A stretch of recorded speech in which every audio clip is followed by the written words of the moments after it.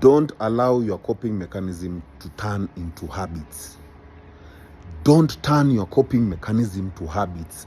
Always remember that your coping mechanism are supposed to help you move on from a traumatic situation. And the only way you can develop a coping mechanism is by being aware of the patterns that are causing your traumatic situation. Once that's identifying them. Ile ukishasema ati but this pattern hii ndio kitu it keeps on making me repeat the same mistake. Like let's take for instance kama relationships. You keep on landing into toxic relationships. You keep on landing in getting people who are not aligning with you. That is a pattern. Now, being aware in that situation is identifying that pattern that keeps you on that loop.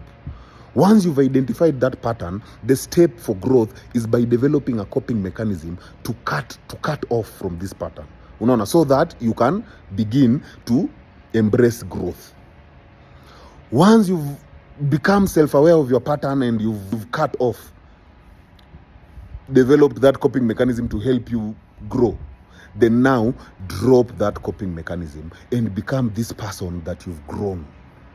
Because the more you stick to that coping mechanism and turn it to your habit, then you're going to turn your coping mechanism into your personality.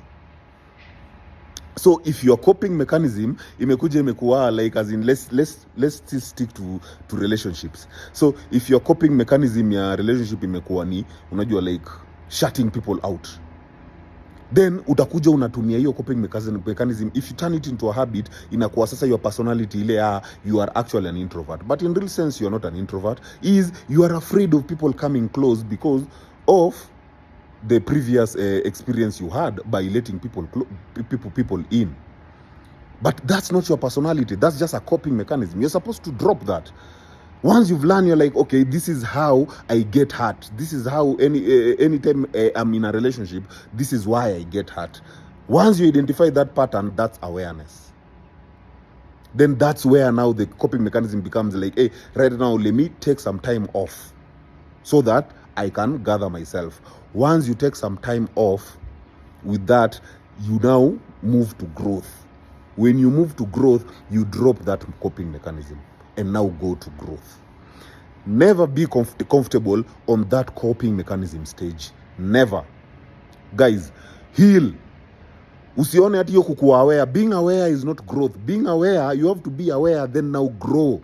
Be aware of the patterns. Once you know these are the patterns, break that patterns and learn those patterns, and then pick up the new patterns that don't keep you on the loop. Now that's growth. But for most of us, we create that comfort zone in the coping mechanism.